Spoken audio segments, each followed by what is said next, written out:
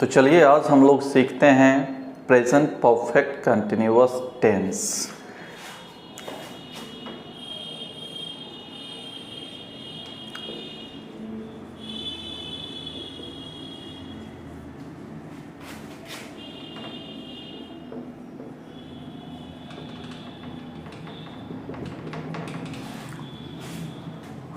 Actually present perfect continuous tense का जो हम लोग प्रयोग करते हैं वो किस स्थिति में किया जाता है, पहले उसे समझना जरूरी होता है।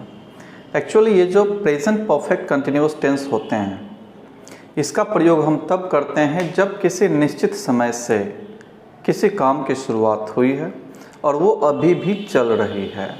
मतलब आपको यदि ये बताना रहे कि कोई काम कब से शुरू हुई है या कोई काम को करने में कितना समय लगा है, वहाँ से कोई काम शुरू हुई और अभी भी यदि वो काम जारी है, तो इस तरह के सेंटेंसेस के लिए आपको प्रेजेंट परफेक्ट कंटिन्यूअस टेंस के स्ट्रक्चर से उसे कन्वर्ट करना होता है। तो चलिए पहले इसका हम लोग आइडेंटिफिकेशन देख लेते हैं। आइडेंटिफिकेशन को शॉर्ट में आईडी भी बोलते हैं, पहचान जिसे आप कहते हैं। तो इसका पहचान होता है कि समय के साथ क्रिया के अंत में, यानी कि सेंटेंस में समय भी दिया रहेगा और क्रिया के अंत में ता आ रहा है,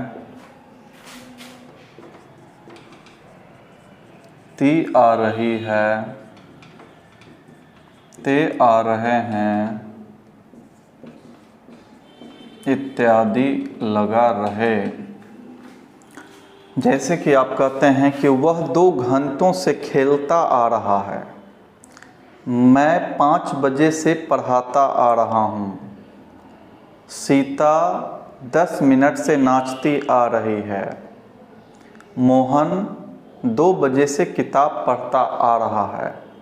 तो ये सभी के सभी जो सेंटेंसेस हैं आप देखेंगे कि कभी ना कभी पास्ट में शुरू हुआ और अभी भी ये चल रहा है। तो इस तरह के सेंटेंसेस को प्रेजेंट परफेक्ट कंटिन्यूअस टेंस कहते हैं। आखिर इसे बनाते कैसे हैं, तो उसके लिए स्ट्रक्चर देख लीजिए। इसका स्ट्रक्चर होता है सब्जेक्ट प्लस हैज़ या हैव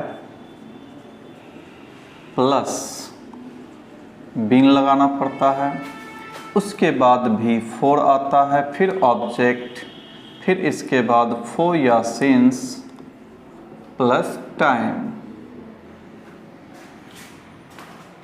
अब इसमें आप देखेंगे कि हेल्पिंग वर्ब्स क्या है। तो आपको ये याद रखना होगा कि प्रेजेंट परफेक्ट कंटिन्यूअस टेंस के जो हेल्पिंग वर्ब्स हैं आपको हैज़ हैव होते हैं, ये इसके हेल्पिंग वर्ब्स होते हैं। तो आपको ये याद रखना होगा कि जब भी नेगेटिव बनाना है तो हैज़ हैव के बाद नोट लगाएंगे। क्वेश्चन करना होगा तो सब्जेक्ट के ठीक पहले हैज़ हैव ही आएगा। कुछ बच्चे क्या करते हैं, बीन को भी पहले ले आते हैं सब्जेक्ट के, जो कि गलत बात है। ये सभी जहाँ हैं वहीं रहेंगे, इससे कोई मतलब नहीं होना चाहिए। आपको ध्यान रखें जब आप निगेटिव या इंटरोगेटिव बनाएं तब। तो हेल्पिंग वर्ब्स हैज़ हैव। इसमें जो मेन चीज़ है जो आपको समझना चाहिए वो फॉर और सिंस का प्रयोग, जिसमें काफ़ी अधिक बच्चे कन्फ्यूज्ड होते हैं। तो सबसे पहले हम लोग ये समझने का प्रयास करते हैं कि फॉर और सिंस का प्रयोग कब करते हैं। तो आपको ये जानना होगा कि फॉर और सिंस ये दोनों का मतलब होता है से, दोनों का मतलब होता है से। फॉर का जो प्रयोग किया जाता है ये पीरियड ऑफ टाइम के लिए किया जाता है और सिंस का जो प्रयोग किया जाता है ये पॉइंट ऑफ टाइम के लिए। अब आखिर ये भी समझना जरूरी है कि पीरियड ऑफ टाइम क्या होता है और पॉइंट ऑफ टाइम क्या होता है। तो मैं आपको बता दूं कि पीरियड ऑफ टाइम का मतलब होता है कि किसी काम को करने में कितना समय लगा। मतलब पास्ट में कोई काम शुरू हुआ और अभी काम जारी है, यानी अभी तक जब कैलकुलेट करें तो उस काम को करने में कितना टोटल समय लगा, अगर इसका बोध हो तो वो पीरियड ऑफ टाइम कहते हैं। यानी काम करने में लगा कुल समय पीरियड ऑफ टाइम कहलाता है। लेकिन कोई काम कब शुरू हुआ पास्ट में, जैसे 2 बजे शुरू हुआ, 3 बजे शुरू हुआ या मंडे को शुरू हुआ या 2005 में शुरू हुआ, यानी कोई काम पास्ट में कब शुरू हुआ अगर उसका बोध आए तो उसको पॉइंट ऑफ टाइम कहते हैं। मतलब ये कि काम करने में लगा कुल समय पीरियड ऑफ टाइम कहलाता है। जैसे कोई काम आपने 5 बजे शुरू किया और 8 बजे आप बता रहे हैं किसी को कि मैं 5 बजे से यह काम करता आ रहा हूँ, मतलब चूँकि 5 बजे से पास्ट में आपने काम 5 बजे शुरू किया इसलिए वो पॉइंट ऑफ टाइम हो जाएगा। लेकिन 5 बजे आपने शुरू किया और 8 बजे आप बता रहे हैं तो काम करने में लगा 3 घंटा। तो जब आप ये कहते हैं कि मैं 3 घंटे से काम करते आ रहा हूँ, तो ये जो 3 घंटा हुआ काम करने में लगा समय है, तो वो पीरियड ऑफ टाइम कहलाता है। इसे फिर से देख लीजिए। सपोज कीजिए कि आप 5 बजे कोई काम शुरू करते हैं, करते करते करते आप जो है 8 बज जाता है। अभी आप कर ही रहे हैं, स्टॉप नहीं किए हैं। अब कोई आता है आपका फ्रेंड और आपसे कहता है कि तुम कब से काम करते आ रहे हो, तो आप 2 बात कर सकते हैं। आप या तो कह सकते हैं 5 बजे से, यानी वो समय जब से आपने काम की शुरुआत की, तो समय का वो बिंदु जिस समय से आपने काम की शुरुआत की वो है 5 बजे, तो इसे कहा जाएगा पॉइंट ऑफ टाइम। मैं पहले बता चुका हूं कि पास्ट में जिस समय से आप किसी काम की शुरुआत करते हैं अगर वो टाइम बताना है तो वो पॉइंट ऑफ टाइम कहलाता है। कोई 5 बजे से शुरू करता है, कोई मंडे से बताता है, कोई 2005 से बताता है, तो ये सभी के सभी पॉइंट ऑफ टाइम हो जाते हैं। लेकिन वही यदि आप ये कहते हैं कि मैं 3 घंटे से करता आ रहा हूँ, तो 3 घंटा क्या हुआ, तो 5 बजे से लेकर के 8 बजे के बीच का जो अंतराल है ना वो 3 आवर्स है, यानी 3 घंटों का है। तो ये अगर आप कहते हैं कि मैं 3 घंटों से काम करते आ रहा हूँ, तो ये जो 3 घंटा हुआ ये याद रखिए पीरियड ऑफ टाइम कहलाता है। ये मतलब साफ है, काम करने में टोटल समय जो लगता है वो पीरियड ऑफ टाइम कहलाता है।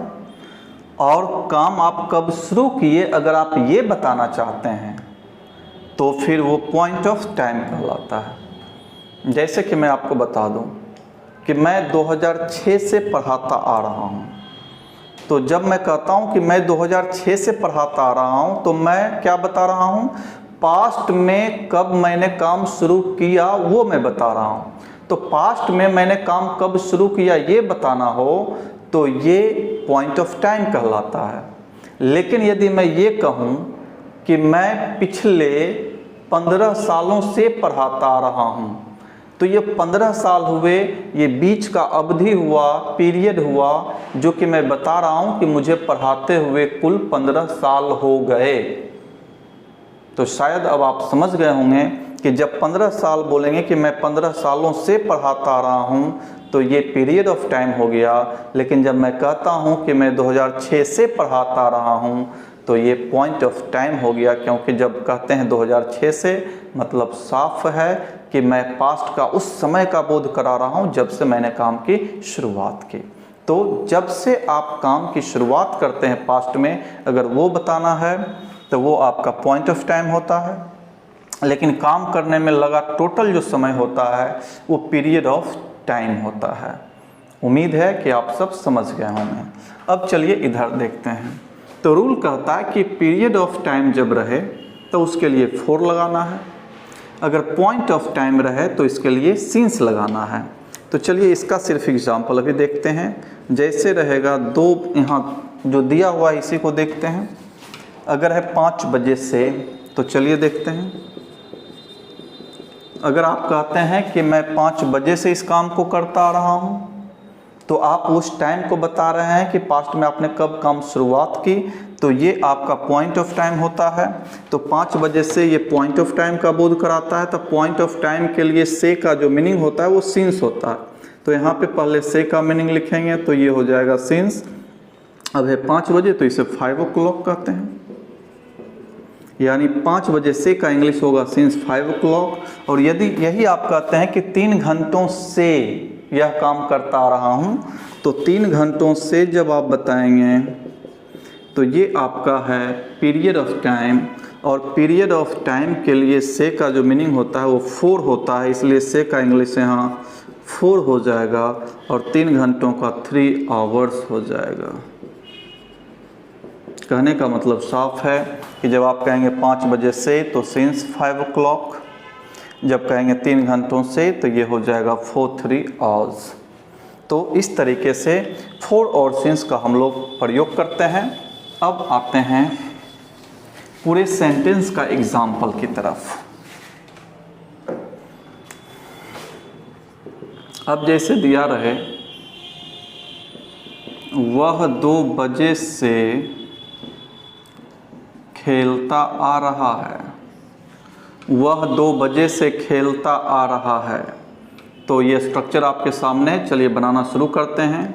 वह है तो ही हो जाएगा, फिर हैज़ या हैव में से कुछ चुनना होगा, तो ही है तो हैज़ हो जाएगा, फिर बीन है तो बीन आएगा, इसके बाद V4 है तो देखिए खेलना आपका वर्ब है तो खेलना का V4 हो जाता है प्लेइंग। अब चूंकि इसमें ऑब्जेक्ट है नहीं इसलिए ऑब्जेक्ट अब नहीं आएगा। अगर यही रहता वह 2 बजे से क्रिकेट खेलता आ रहा है तो क्रिकेट जो है ऑब्जेक्ट हो जाता, लेकिन ऑब्जेक्ट नहीं है तो कोई बात नहीं। फिर आपका 4 या सिंस प्लस टाइम।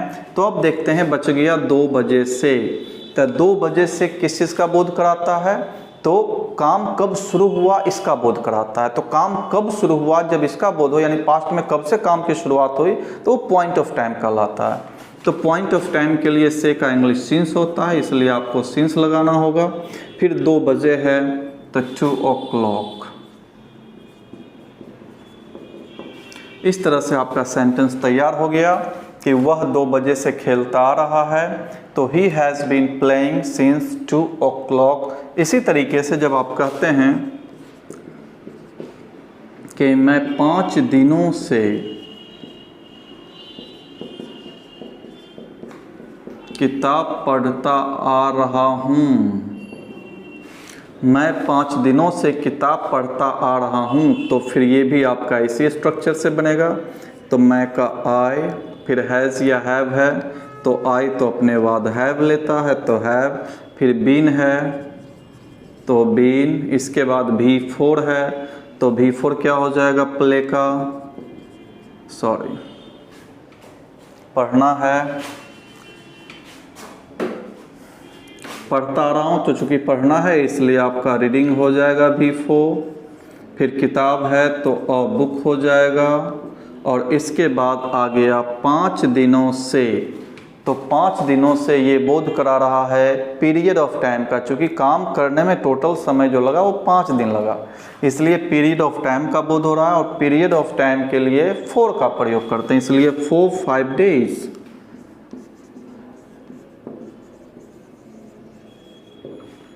तो इस तरीके से इसे कन्वर्ट किया जाता है। एक बात और मैं बता देना चाहता हूँ, जरूरी नहीं है कि अंत में ता आ रहा है, ता आ रहा हूँ या ते आ रहे हैं यही रहे। अगर सीधा यह भी सेंटेंस रहे कि वह 2 बजे से खेल रहा है, वह 2 बजे से खेल रहा है, तो भी आपको इसी स्ट्रक्चर से बनाना होगा, क्योंकि वो भी sentence present perfect continuous tense का ही कहलाता है। फिर से समझिए, अगर आप कहते हैं कि वह खेल रहा है, तो जब आप कहते हैं कि वह खेल रहा है तो इससे आप ये बताना चाहते हैं कि खेलने का काम अभी जारी है उसका, आप इसमें समय का बोध नहीं करा रहे हैं। तो ये जो सेंटेंस होता है ये प्रेजेंट कंटिन्यूअस का सेंटेंस होता है, जिसकी चर्चा हम लोग पहले वीडियो में कर चुके हैं। वह खेल रहा है, आप ये बताना चाह रहे हैं कि वह कुछ और अभी नहीं कर रहा है बल्कि खेल रहा है, इसमें समय का कहीं कोई योगदान नहीं है। आप समय का बोध नहीं कराना चाह रहे हैं कि कब से खेल रहा है, इसलिए ये प्रेजेंट कंटिन्यूअस टेंस हो गया। लेकिन जब आप कहते हैं कि वह 2 घंटों से खेल रहा है, तो अब आप ये बताने का प्रयास करते हैं कि उसको खेलते हुए 2 घंटे हो गए, यानी अब फोकस जो है वो आपका टाइम पर भी जा रहा है। तो जब फोकस टाइम पे भी चला जाए कि कब से काम हो रहा है या काम करने में कितना समय लग गया है, तो फिर ये प्रेजेंट कंटिन्यूअस टेंस नहीं बल्कि प्रेजेंट परफेक्ट कंटिन्यूअस टेंस कहलाता है, क्योंकि इसमें इन्वॉल्वमेंट यानी कि इसमें जो शामिल हो गया, अब टाइम भी शामिल हो गया है। इसलिए इस तरह के वाक्य जो हैं प्रेजेंट परफेक्ट कंटिन्यूअस टेंस का ये कहलाता है। कुछ बच्चे क्या करते हैं कि जब देख लेते हैं कि अरे रहा है रही है इसमें है तो प्रेजेंट कंटिन्यूअस टेंस, इसमें भी रहा है रही है तो प्रेजेंट कंटिन्यूअस टेंस, जबकि गलत है। दोनों में बेसिक डिफरेंस ये है कि यहाँ पे वह खेल रहा है, यहाँ भी है वह खेल रहा है, इसमें टाइम ऐड हो गया है कि कब से काम शुरू हुई या काम करने में कितना समय लगा, यानी कि पॉइंट ऑफ टाइम या पीरियड ऑफ टाइम जैसे इसमें इंसर्ट हो जाता है यानी आ जाता है, तो उस स्थिति में ये टेंस बदल करके प्रेजेंट परफेक्ट कंटिन्यूअस टेंस हो जाता है। जैसे मैं पढ़ा रहा हूँ, ये प्रेजेंट कंटिन्यूअस टेंस है, लेकिन मैं 2 बजे से पढ़ा रहा हूँ या 2 घंटों से पढ़ा रहा हूँ, तो जैसे ही ये मैं कहता हूँ तो ये आपका प्रेजेंट परफेक्ट कंटिन्यूअस टेंस हो जाता है। बस इसको थोड़ा सा समझने की ज़रूरत है। अब डिटेल में इसको देखते हैं थोड़ा और।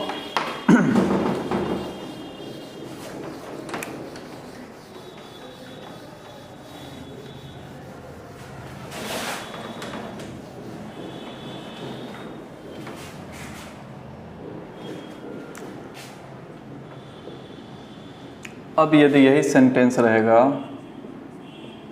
वह 2 घंटों से खेल रहा है, और यदि ये रहे कि वह 2 घंटों से खेलता आ रहा है, दोनों सेम होगा, याद रखिएगा, कंफ्यूज नहीं होना है। तो चलिए इसे बनाते हैं। नंबर 1 कर दीजिए इसे। तो स्ट्रक्चर यदि याद है तो चलिए उसको याद कीजिए और बनाना शुरू करते हैं।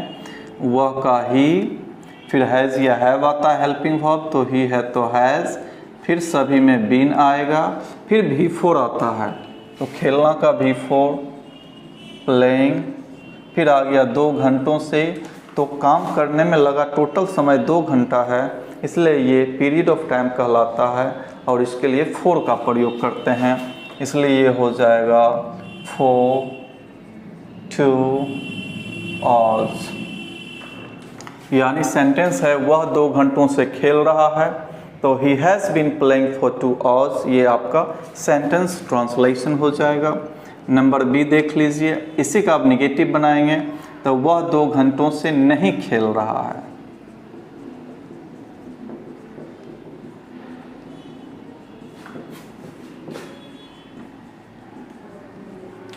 वह 2 घंटों से नहीं खेल रहा है, तो चूंकि सिर्फ निगेटिव है तो नोट लगाना है, तो नोट कहाँ लगाएंगे, तो हेल्पिंग वर्ब के ठीक बाद लगाएंगे। और मैं बता रखा हूँ कि हेल्पिंग वर्ब हैज़ है, इसके ठीक बाद लगाना है, तो वह का हो जाएगा ही, फिर हो जाएगा हैज़, इसके बाद नोट। आप चाहें तो इसे हैज़ंट भी कर सकते थे कॉन्ट्रैक्टेड फॉर्म में मिला करके इसे, तो ही हैज़ नॉट या ही हैज़ंट। अब इसके बाद आपको फिर बीन लगाना होता है, तो बीन लगा दीजिए, फिर V4 आता है, खेलना का, प्लेइंग हो गया, फिर 2 घंटों से तो 4 2 आवर्स,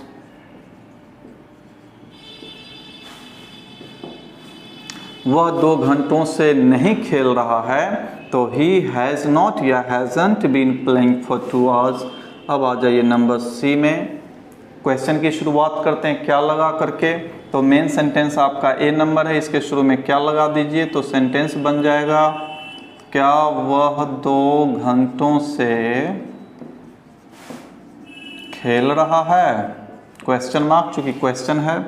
तो मैं पहले बता चुका हूं कि जब क्वेश्चन होता है तो हेल्पिंग वर्ब सब्जेक्ट के ठीक पहले आ जाता है, तो हेल्पिंग वर्ब हैज़ है, ये सब्जेक्ट के ठीक पहले आ जाएगा, तो पहले हैज़ हो जाएगा, इसके बाद सब्जेक्ट आएगा। कुछ बच्चे क्या करते हैं कि हैज़ के साथ बीन को भी लेके आ जाते हैं, ऐसा नहीं है, याद रखिए सिर्फ और सिर्फ हैज़ या हैव ही बाहर आएगा और कोई उसके साथ बाहर नहीं आएगा। तो हैज़ ही, उसके बाद फिर आपका बीन आता है तो बीन लगाना होगा, इसके बाद V4 आता है तो खेलना का प्ले, तो V4 प्लेइंग हो जाएगा, फिर 2 घंटों से तो for 2 आवर्स। क्वेश्चन है इसलिए क्वेश्चन मार्क देना होगा। नंबर डी, अब इसका निगेटिव बनाएंगे। क्या वह 2 घंटों से नहीं खेल रहा है?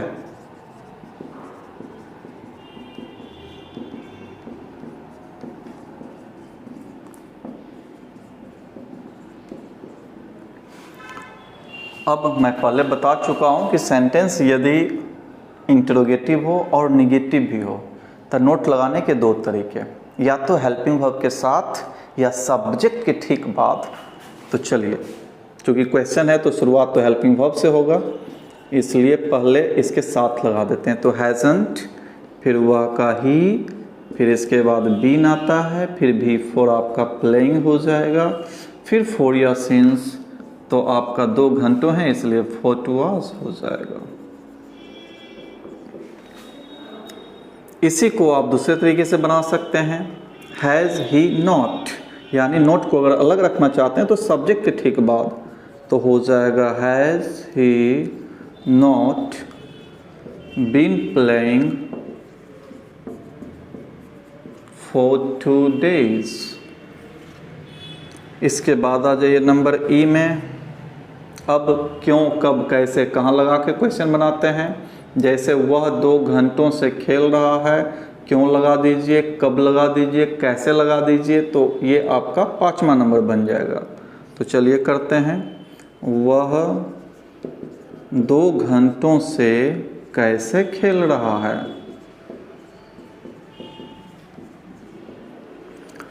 तो जब सेंटेंस में क्यों, कब, कैसे, कहाँ जाए तो सबसे पहले उसी को लिखते हैं।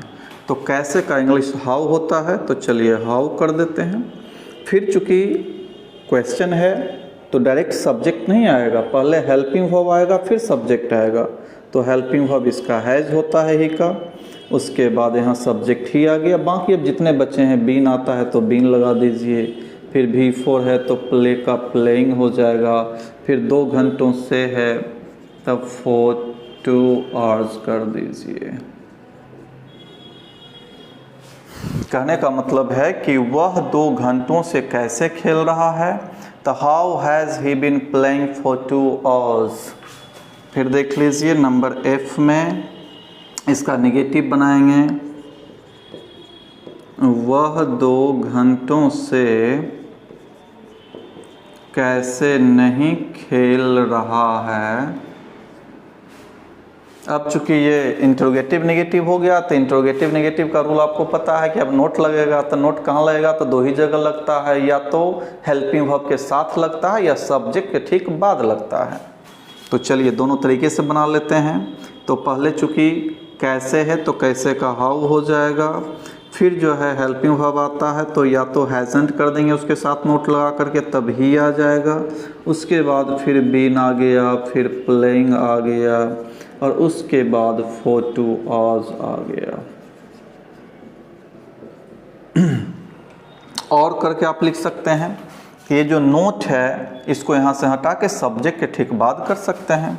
तो ये हो जाएगा हाउ हैज़ ही नॉट, फिर बीन, फिर प्लेइंग फॉर